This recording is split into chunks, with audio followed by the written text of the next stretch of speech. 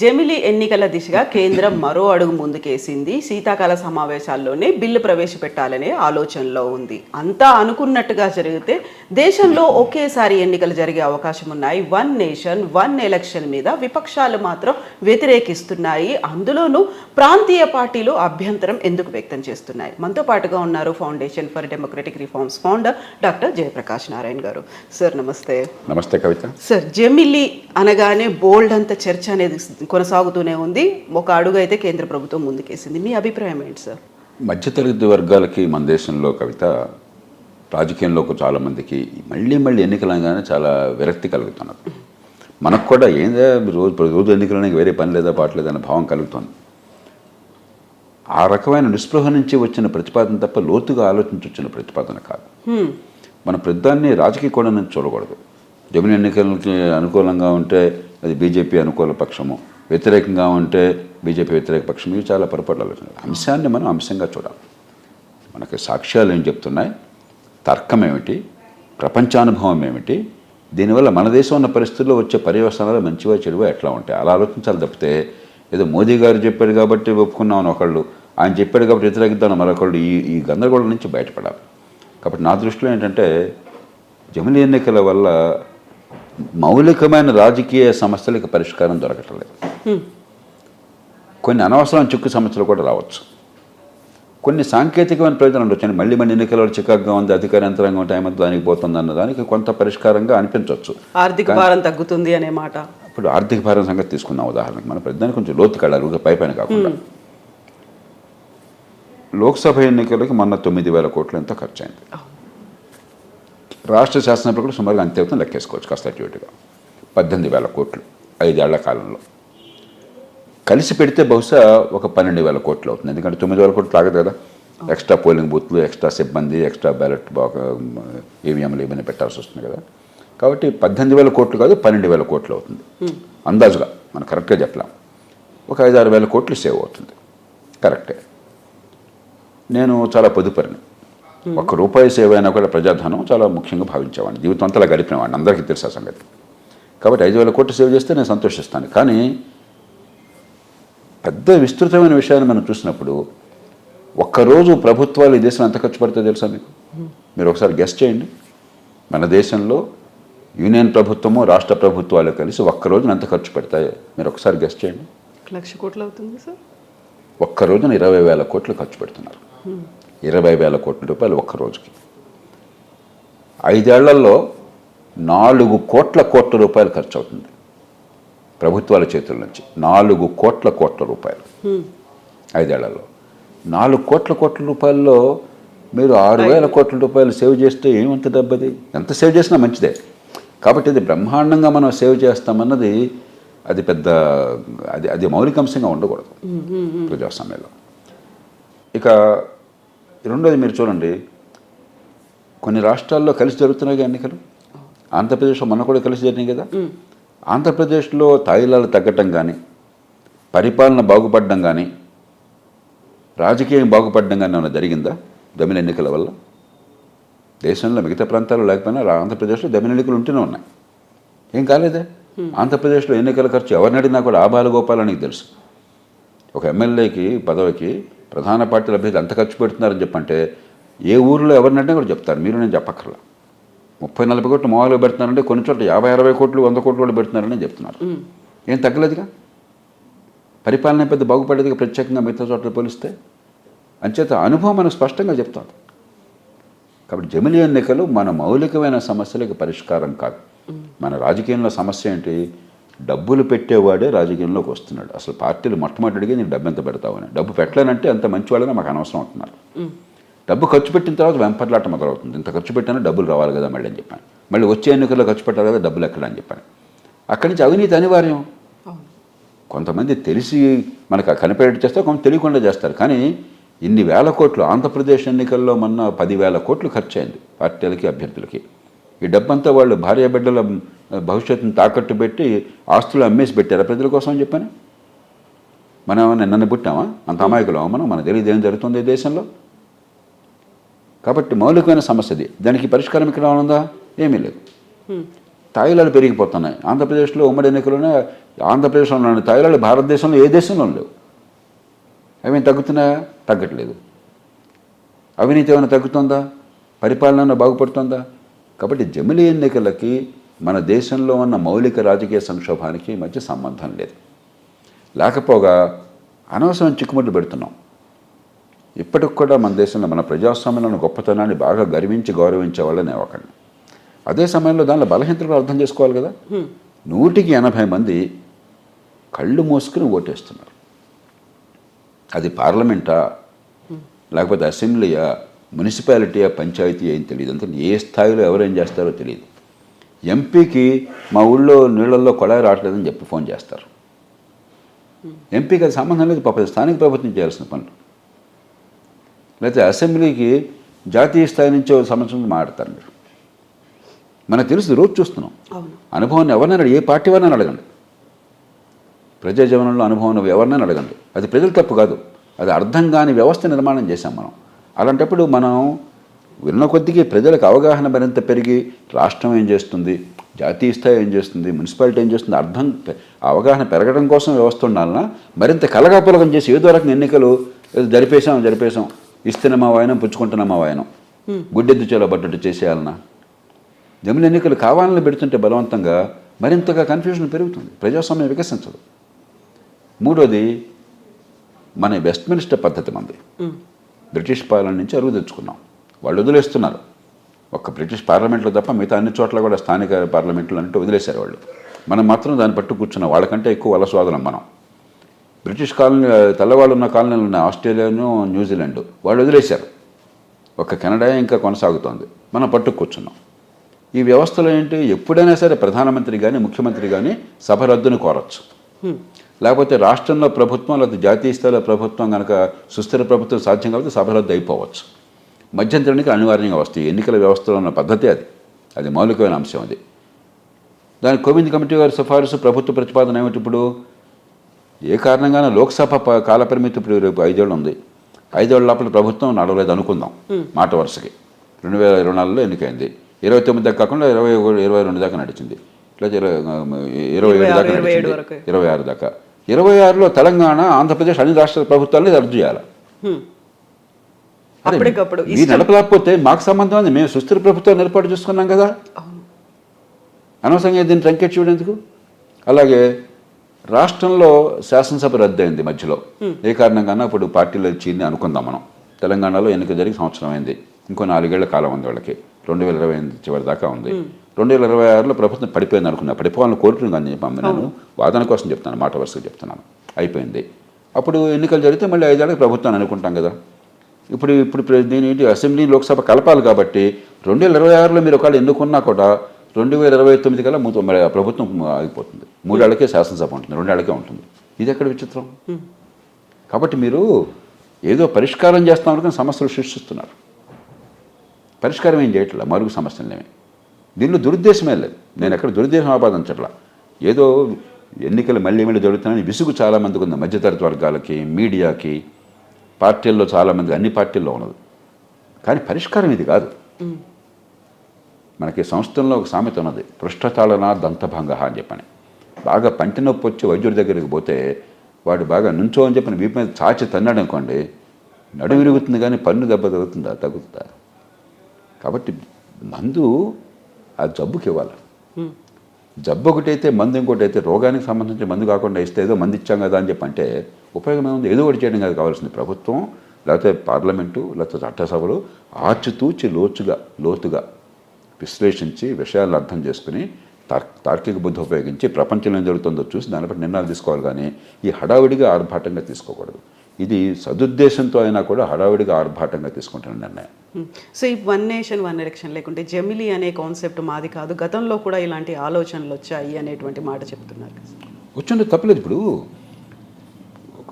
ప్రజాస్వామ్యాన్ని మరింత బాగు చేయాలంటే ఏం చేయాలనే విషయంలో మనం ఒక బ్రెయిన్ స్టార్మింగ్ అంటాం. అది చేస్తున్నప్పుడు 100 ఆలోచనలు వస్తాయి. ఆ ఆలోచనలు ఇది కరెక్టా కాదా, ఉపయోగమా లేదా, లాభం ఏంటి నష్టం ఏంటి, ఎక్కడ చెప్తున్నా పరిశీలించి చేస్తారు నో అంటాం. అంతేగాని వచ్చిన పురిలో పుట్టిన ప్రతి ఆలోచన కూడా అద్భుతమైనది కాదు, అది పక్కన పడేస్తాం. మహాత్మా గాంధీ గారు ఒకప్పుడు ఏం ప్రతిపాదించారు తెలుసా?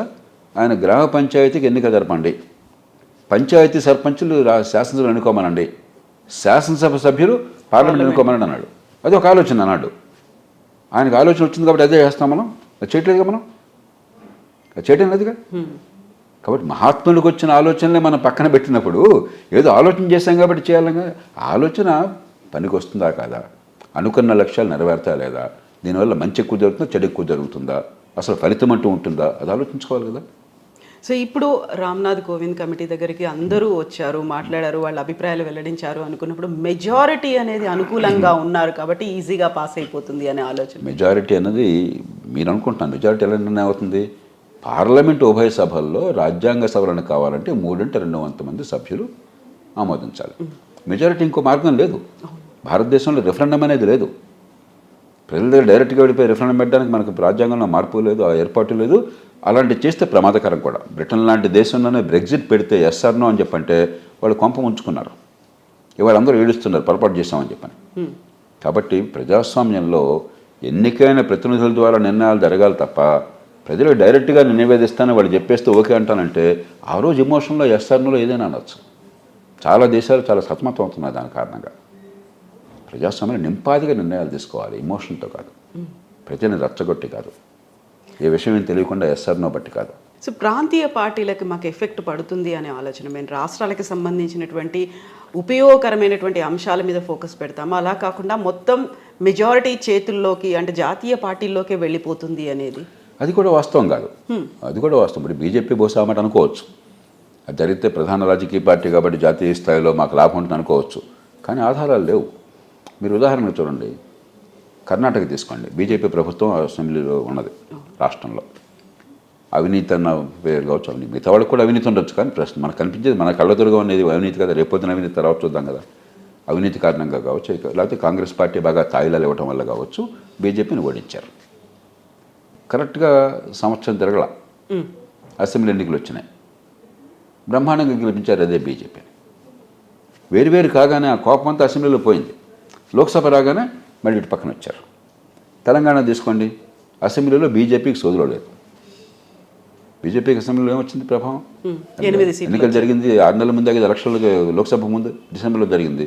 బీజేపీ దాదాపు లేనట్టే లెక్క కదా. 3వ పార్టీగా ఉంది కాబట్టి పెద్దగా సీట్లు పడలేదు, ఓట్లు పడలేదు.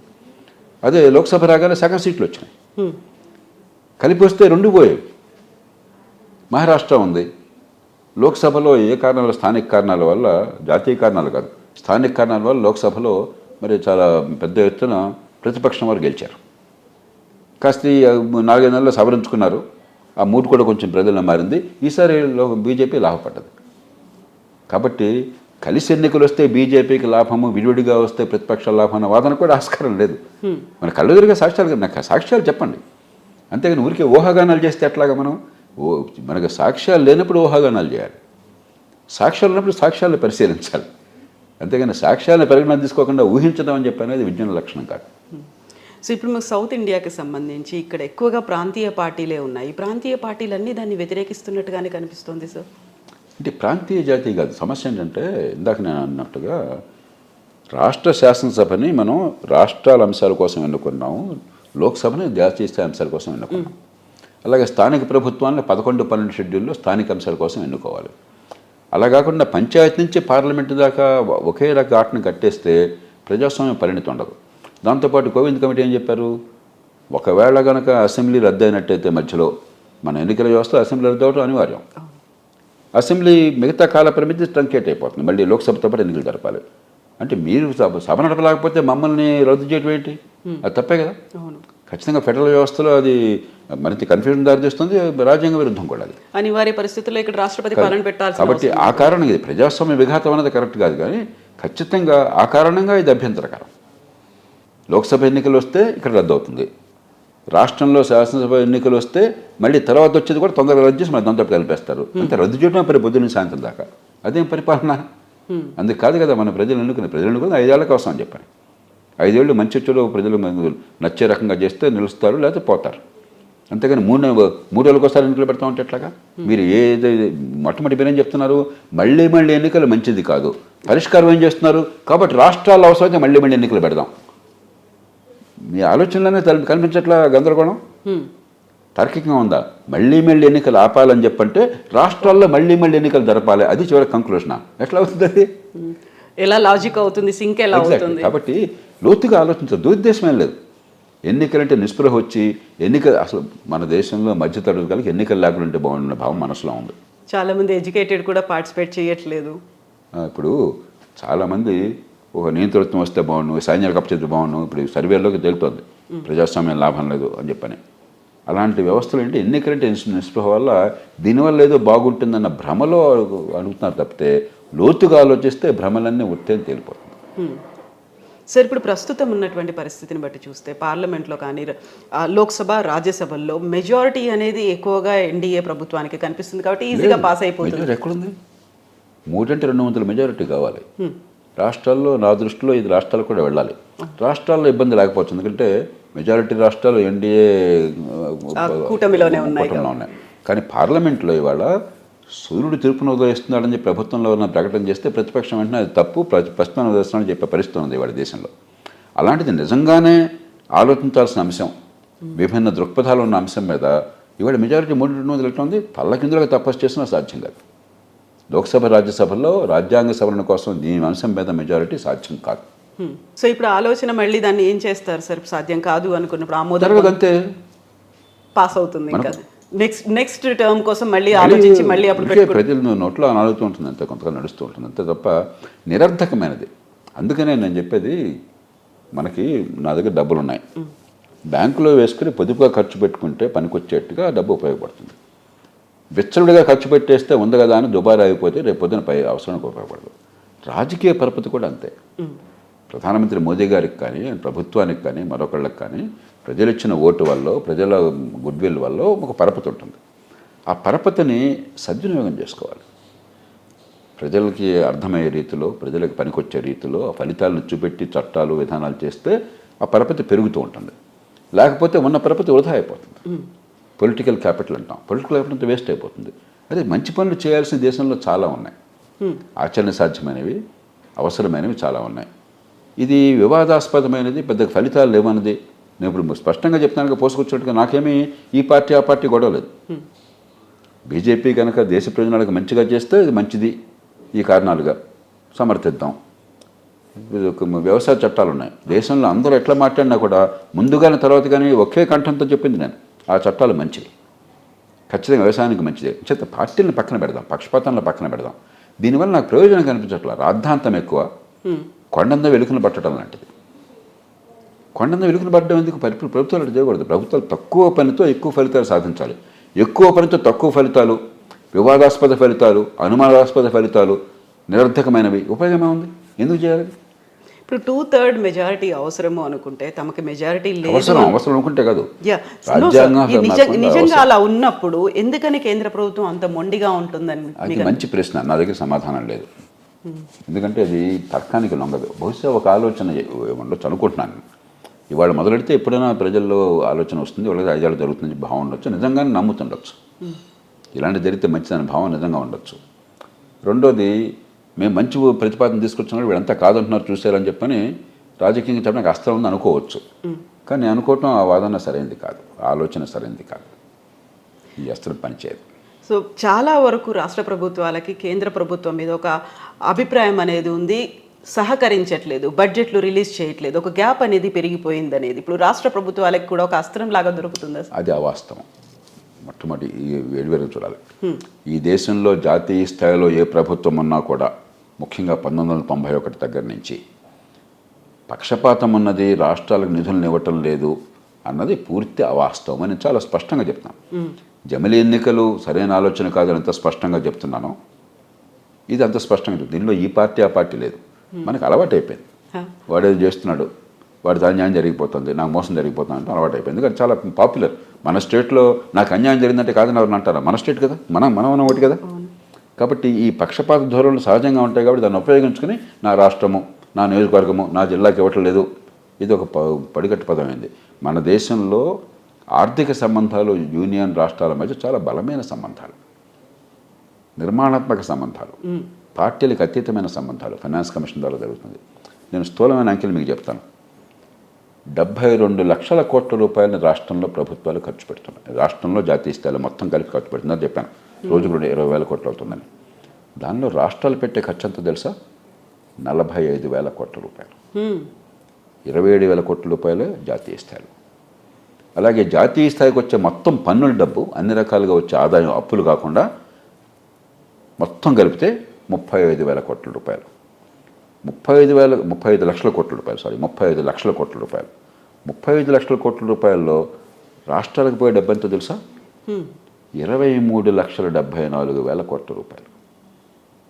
వివిధ రూపాలు, ఆర్థిక సంఘ నిధులు కావచ్చు, చట్టబద్ధంగా ఎంప్లాయ్మెంట్ గ్యారంటీ యాక్ట్ లాంటి Mahatma Gandhi employment guarantee act లాంటి చట్టాల ద్వారా పోయేది కావచ్చు, కేంద్ర ప్రతిపాదిత పథకాలు, సెంట్రల్లీ స్పాన్సర్డ్ స్కీమ్స్ ఉంటారు, ఆ రూపంలో కావచ్చు, లేకపోతే ఇన్ఫ్రాస్ట్రక్చర్కి, మౌలిక సదుపాయాలకి, పెట్టుబడులకి ఇచ్చేటువంటి పేరుకి అప్పు, కానీ 50 ఏళ్ల పాటు వడ్డీ లేని అప్పు అంటే ఫ్రీగా ఇచ్చినట్లు లెక్క.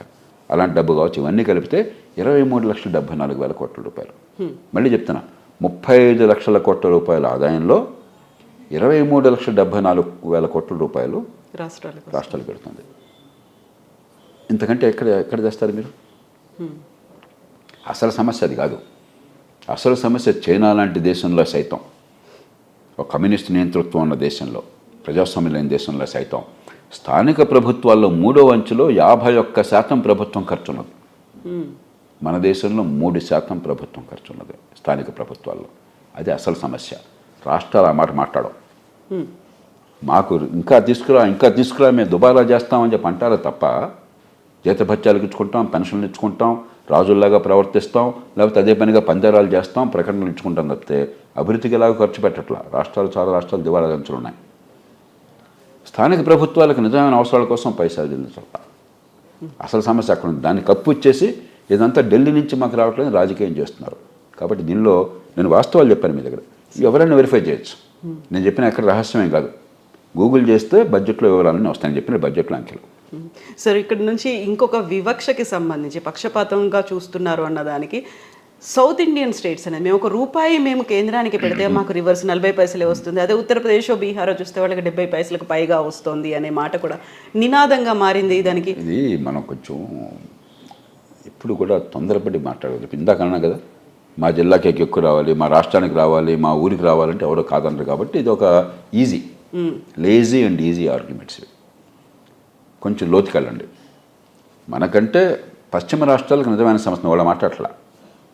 దక్షిణాది రాష్ట్రాల కంటే మహారాష్ట్ర దగ్గర ఎక్కువ డబ్బు పోతుంది, తిరిగి తక్కువ వస్తుంది.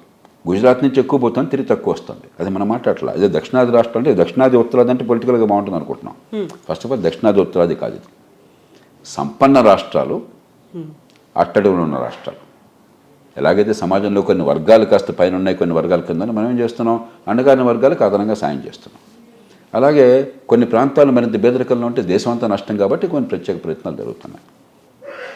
ఆ రకంగా చూడాలి. ఆ రకంగా చూస్తే మీరు తలసరిగా ప్రభుత్వాలు పెట్టే ఖర్చు దక్షిణాది రాష్ట్రాలు, పశ్చిమ రాష్ట్రాల్లో బీహార్తో పోలిస్తే, ఉత్తరప్రదేశ్తో పోలిస్తే 2-3 రెట్లు ఉన్నది. ఆ ఖర్చు ఎందుకు పోతుంది? మౌలిక సదుపాయాలకి. మరి ఎల్లకాలం బీహార్, ఉత్తరప్రదేశ్, మరి కొన్ని పేద రాష్ట్రాలు పేదరికంలో మగ్గిపోతుంటే ఈ దేశం బతుకుతుందా? ఒక స్థాయికి రావాలి కదా. ఈ వాదనని మీరు కొంచెం కొనసాగించారనుకోండి, హైదరాబాద్ నగరానికి ఎప్పుడు మిగులు ఉంటుంది. మహానగరం కాబట్టి ప్రభుత్వం ఖర్చుకు ఆదాయం కంటే తక్కువ ఉంటుంది, ఆదాయంలో మిగులు ఉంటుంది. అంటే హైదరాబాద్ నుంచి మీకు వనపర్తికి పంపించకూడదు, మహబూబ్నగర్కి పంపించకూడదు, కరీంనగర్కి పంపించకూడదు, హుస్నాబాద్కి పంపించకూడదు. మళ్ళీ కరీంనగర్ టౌన్కి కొంత మిగులు ఉంటుంది. కరీంనగర్ నుంచి మళ్ళీ ఆ జిల్లాలోనే పక్కన ఉన్నటువంటి మండలానికి పంపించకూడదు. ఇదే మన ఆలోచన. ఈ ఆలోచన మీరు ఎక్స్టెండ్ చేయండి లాజిక్ని. అంచేత ఈ దేశ సంపదలు అందరికీ వాటా ఉండదు. కొద్దిగా మనం మొగ్గు చూపెడుతున్నాం మరీ అధ్వాన సదుపాయాలు అంటే దేశం నష్టపోతుంది. అక్కడ నష్టపోయి అక్కడి నుంచి మరి హైదరాబాద్లో ఇప్పుడు మామూలు పని చేయడం కోసం వచ్చే వలస కార్మికులంతా ఎవరు ఎక్కడి నుంచి వస్తున్నారు? అక్కడి నుంచి వస్తున్నారు.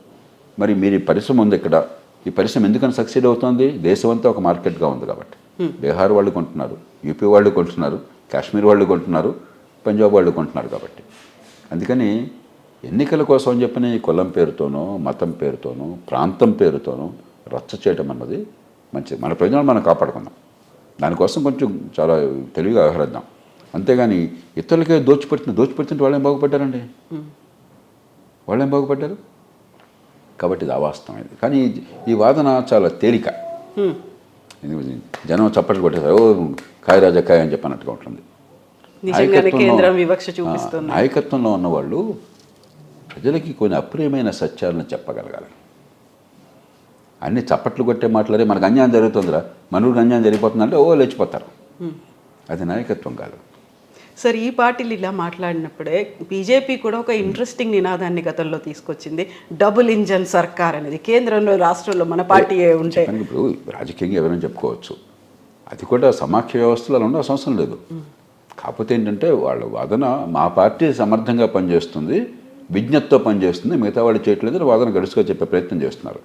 అది నిజమా కదా ప్రజలు తెలుసుకుని కొంత నిజం ఉండొచ్చు, కొంత అబద్ధం ఉండొచ్చు. ఉదాహరణకి భారతీయ జనతా పార్టీ రాష్ట్ర ప్రభుత్వాలు ఉన్న చోట్ల కొంత ఆర్థిక క్రమశిక్షణ ఉన్నమాట వాస్తవం. మీరు ఏ రాష్ట్రమైనా చూడండి, భారతీయ జనతా పార్టీ ఉన్న రాష్ట్రాలు లేని రాష్ట్రాల్లో తేడా కనిపిస్తుంది. ఆర్థిక ఒక్క ఒరిస్సా మినహాయిస్తే, ఒరిస్సా ఒక నవీన్ పట్నాయక్ గారి ఆధ్వర్యంలో ఆయన పార్టీ విద్యుతంతాలను జరుగుతూ అక్కడ ఆర్థిక క్రమశిక్షణ. కానీ మొత్తం మీద ఏంటంటే బీజేపీయేతర పక్షాలు, ముఖ్యంగా ప్రతిపక్ష కూటమికి చెందిన పక్షాల్లో చాలా రాష్ట్రాల్లో, అధికార పక్షానికి చెందిన కూటమి వాళ్ళైనా సరే కొన్ని రాష్ట్రాల్లో, ఆంధ్రప్రదేశ్ అధికార పక్షానికి చెందిందే కదా, ఆర్థిక క్రమశిక్షణ లేదు. కాబట్టి బీజేపీ దాన్ని ప్రత్యక్షంగా, ఆ మాట ప్రత్యక్షం చెప్పుకుంటే బాగుంటుంది కదా. అది ప్రజలకు అర్థం కాదు. వాళ్ళ దృష్టి ఏంటంటే అదే సమస్య, మన ప్రజలకు అర్థం కాదు కాబట్టి ఇలా చెప్పేస్తే అది అయిపోతుంది. ఎమోషనల్గా ఒకటి కనెక్ట్ అలా తప్పితే మన ఫెడరల్ వ్యవస్థలో జాతీయ స్థాయిలో ఏ పార్టీ ఉన్నా, రాష్ట్రంలో ఏ పార్టీ ఉన్నా వివక్ష లేదు, ఉండకూడదు. మేము సమర్థంగా చేస్తాం, వాళ్ళు చేయలేకపోతామని చెప్పడం కోసం దాన్ని ఆ ఉపమానాన్ని వాడుతూ ఉండొచ్చు అంతే. సో దేశవ్యాప్తంగా ఇంత చర్చ జరుగుతోంది, సాధ్యాసాధ్యాల గురించి కేంద్ర ప్రభుత్వం కూడా ఒక డెసిషన్ అనేది తీసుకొని ఉంటుంది కదా, వాళ్ళకు కూడా ఒక ఆలోచన ఉంటుంది. ఇప్పుడు జమిలీ ఇవన్నీ మనకు తెలిసినవన్నీ వాళ్ళకి తెలుసు. పార్లమెంటు సంఖ్యాబలం వాళ్ళకి తెలీదా? 3/2 మెజార్టీ తెలియదని తెలీదా? కాబట్టి దీనిలో రహస్యం ఏం లేదు. కాకపోతే జరిగితే బాగుంటుంది, రేపైనా ఎవరికైతే రేపైనా జరుగుతుందేమో ఆస్తి కావచ్చు, లేకపోతే మేము మంచి ప్రతిపాదన చేస్తే వాళ్ళు కాదంటున్నారని ప్రజలు చెప్పడం గడుస్తాను కావచ్చు. అంతే తప్ప ఇది జరుగుతుందనే ఉద్దేశంతో జాతీయ స్థాయిలో క్యాబినెట్ అనేది తీసుకున్నది ఎవరు అనుకోవట్లేదు. సో ఇది పాస్ అవ్వదు, కేంద్ర లోక్సభలో రాజ్యసభలో అసలు పాస్ కాదు. నాకు అర్థమైన మేరకు ఇది సాధ్యమే కాదు, అవసరమూ లేదు. సార్, మీరు ఇప్పుడు ఒక మాట అన్నారు, మన ప్రజాస్వామ్యానికి సంబంధించి దేశంలో డిఫరెంట్ ఒపీనియన్స్ ఉన్నాయి అనుకుంటాం. నియంతృత్వం వస్తే బాగుండేది, మిలిటరీ వస్తే బాగుండేది, ఇలాంటి ఆలోచనలు ఉన్నప్పుడు వెరీ రీసెంట్గా జరుగుతున్నటువంటి బంగ్లాదేశ్ ఇన్సిడెంట్, గతంలో మనం ఆఫ్ఘనిస్తాన్ని కూడా చూసాము, శ్రీలంక చూసాం. ఇవన్నీ చూసిన తర్వాత బంగ్లాదేశ్ అనగానే అది ఇమ్మీడియట్గా పశ్చిమ బెంగాల్ మీద ఎఫెక్ట్ పడుతోంది అనేది, ఇక్కడ ఉన్నటువంటి హిందువుల మీద కూడా అటాక్ చేస్తున్నారు అనేది ఏం జరుగుతోంది సార్? అందుకే దానికి వెళ్ళే ముందు మనకు ఎన్ని లోపాలు ఉన్నా కూడా మనం ఒక బలమైన ప్రజాస్వామ్యంలో ఉన్నామని గర్వపడాలి. ఎన్నికల్లో ప్రజలు స్వచ్ఛందంగా ఓటేస్తున్నారు, పెద్ద ఎత్తున ఓటేస్తున్నారు, నిరుపేదలు మరింత బాగా ఓటేస్తున్నారు.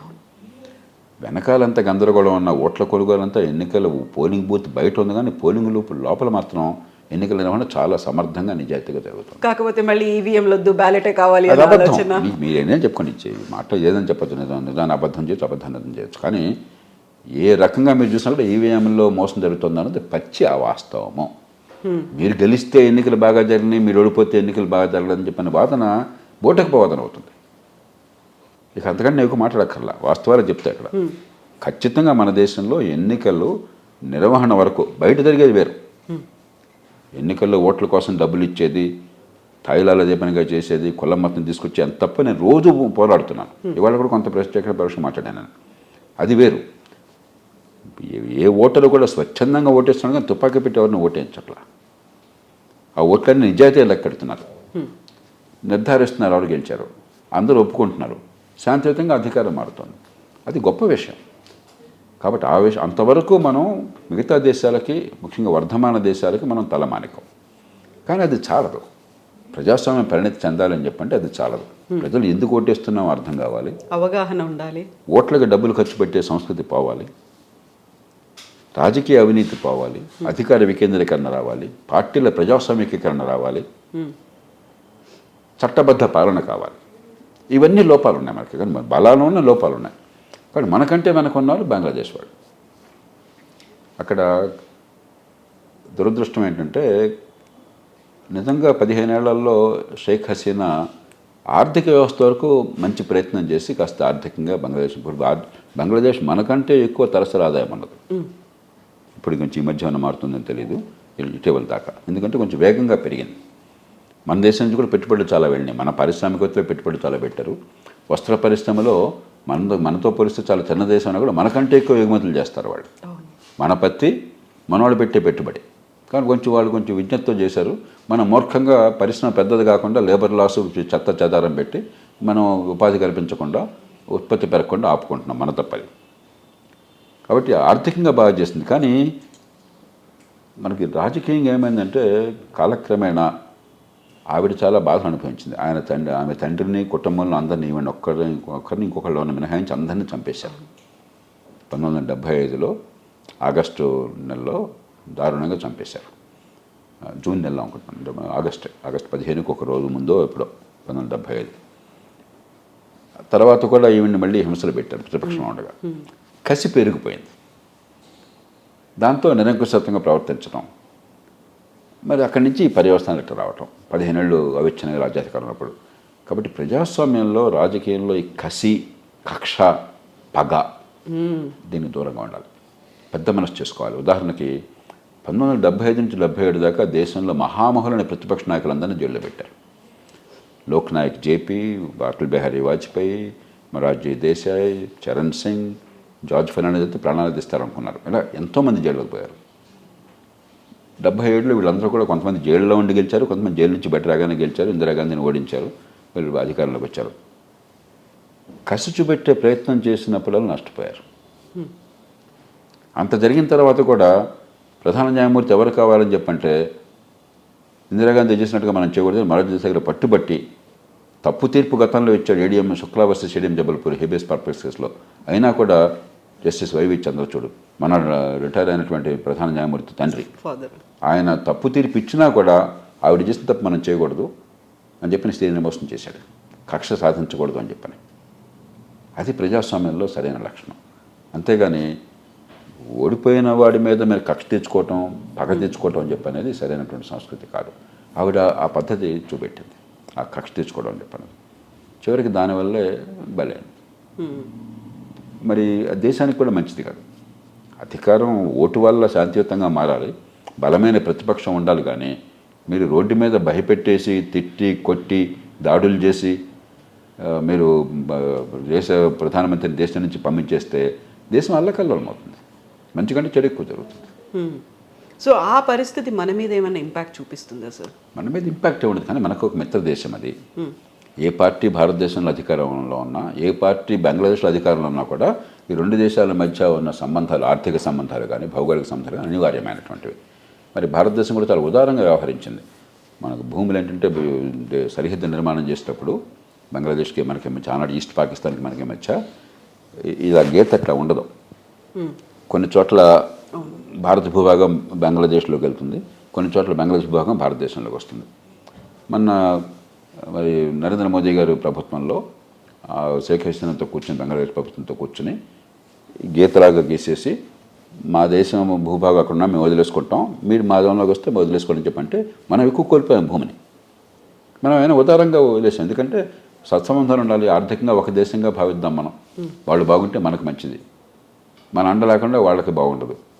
ఆర్థికంగా మనం ఆధారపడిన దేశం అని చెప్పని. కాబట్టి బంగ్లాదేశ్ కనుక శాంతియుతంగా ఉండి, ప్రజాస్వామ్యబద్ధంగా ఉండి, అక్కడ మత వివక్ష అలాంటివి లేకుండా ఉండి, టెర్రరిజం లేకుండా ఉండి, ఆర్థికంగా పెరిగితే మనకి సంతోషం. అంచేత మనం ఆ మంచిని కోరుకుంటున్నాం. మరి పరిస్థితులు చక్కదిద్దుతారని చెప్పి ఆశిద్దాం. సో బంగ్లాదేశ్ తర్వాత వెస్ట్ బెంగాల్ మీద ఫోకస్ ఉంది. మీరు ఒకవేళ మా ప్రజల మీద, మా భూభాగం మీద కన్నేస్తే మేమేం లాలీపాప్లు తింటూ కూర్చోము అని వెస్ట్ బెంగాల్ సీఎం మమతా బెనర్జీ కూడా అంతే తీవ్ర స్థాయిలో రియాక్ట్ అయ్యారు. అంటే ఎలక్షన్ల కోసం మాట్లాడడం అంతను. అక్కడి నుంచి మనకు సమస్య ఒకటే ఉంటుందంటే కాంతిశీకులు వచ్చే అవకాశం ఉంటుంది. ముఖ్యంగా బంగ్లాదేశ్లో ఇప్పుడు మత కల్లోలాలను సృష్టించి ఈ జిహాదీ వర్గాలు ఉన్నాయి, అతివాద వర్గాలు, మత ఛాందస వర్గాలు, వాళ్ళందరినీ ఈ మధ్య రిలీజ్ చేశారని వాళ్ళు రిలీజ్ చేసిన మాట వాస్తవము. షేక్ హసీనా వాళ్ళందరూ అరికట్టిన మాట కూడా వాస్తవం అంతా. మరి వాళ్ళందరూ హిందువుల మీద దాడులు చేయటము, ఆ కారణంగా అక్కడ బంగ్లాదేశ్ నుంచి మనకి ఇక్కడ వలసలు వచ్చాయి అనుకోండి, మనది భేద దేశం. ఎంతమంది తట్టుకుంటాం? ఇప్పటికే 10 లక్షల మంది ఆ దేశం నుంచి గతంలో చాలా కాలం నుంచి వచ్చి మన దేశంలో వలస ఉన్నారని చెప్పి మనకి సాక్ష్యాలు ఉన్నాయి. కాబట్టి ఆ వలస వస్తారని చెప్పిన భయం. తర్వాత మంచి చెడు ఈ సంస్కృతి పరంపరల భాగస్వామ్యం, అక్కడ ఉన్న హైందవులకి ఏమవుతుందన్న భయం. స్వతంత్రం వచ్చినప్పుడు దేశ విభజన జరిగినప్పుడు 23% ఉన్నటువంటి హైందవులు ఇవాళ 7% పడిపోయారు. అక్కడ పాకిస్తాన్లో 15-18% వాళ్ళు 1% పడిపోయారు. కాబట్టి సహజంగానే ఈ దేశంలో మనకు ఆందోళన ఉంటుంది. మరి ఈ సంస్కృతిలో భాగంగా ఉన్న వాళ్ళకి వచ్చి గొంతెత్తి ఇంకెవరు చేస్తారు? భారతీయులు చేయకపోతే, భారతదేశం చేయకపోతే. కాబట్టి ఈ సమస్యలు ఉన్నాయి. కానీ మనం సామరస్యంగా పరిష్కరించుకోవాలి. తిట్టుకుంటే లాభం లేదు. మనకి ఒక సామెత ఉంది ఇంగ్లీష్లో, మిత్రుల్ని మనం ఇష్టం వచ్చిన వాళ్ళని ఎంచుకోవచ్చు, పొరుగు వాళ్ళని ఎంచుకోలేము. పొరుగు వాళ్ళు ఉన్నారు అంతే, వాళ్ళతో సహజీవనం చేయాల్సిందే. కాబట్టి బంగ్లాదేశ్ పొరుగు దేశం, చైనా పొరుగు దేశం. ఎన్ని మల్లగొల్లాలు పడినా కూడా ఏదో రకంగా స్వేచ్ఛ కావాలి, కలిసి బతకాలి. సార్, ఇప్పుడు మీరు హిందువులు అన్నప్పుడు అక్కడ ఇస్కాన్కి సంబంధించి కనిపిస్తోంది, చాలా వరకు మూతపడే పరిస్థితి వచ్చింది. అక్కడ ఉన్నటువంటి చిన్మయ్ దాస్ ప్రభుజీని అరెస్ట్ చేశారు. ఆయనకు మద్దతుగా వచ్చేటువంటి అడ్వకేట్ల మీద అటాక్ చేస్తాము, కోర్టులోనే వాళ్ళ మీద దాడులు. ఈ పెడధోరణులు ఖచ్చితంగా కొంత మత ఛాందసత్వం పెరుగుతున్నట్టుగా కనిపిస్తుంది. షేక్ హసీనా దాన్ని బాగా అరికట్టింది.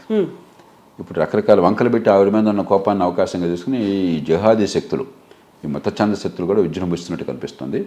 అది ఖచ్చితంగా మనకు సంతోషాన్ని ఇవ్వదు. అక్కడ ఉన్న హైందవులకి చాలా అన్యాయం జరుగుతుంది.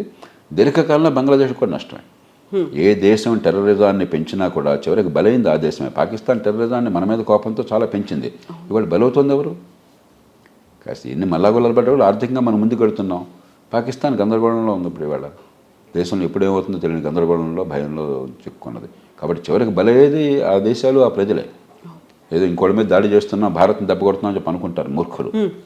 మనకు కొంత నష్టం జరగచ్చు, కానీ చివరికి బలయ్యేది ఆ సమాజాలే. చేత అది అర్థం చేసుకున్న నాయకత్వం అంటే ఆ దేశాలు బాగుపడతాయి, లేకపోతే నష్టపోతాయి. Thank you so much sir.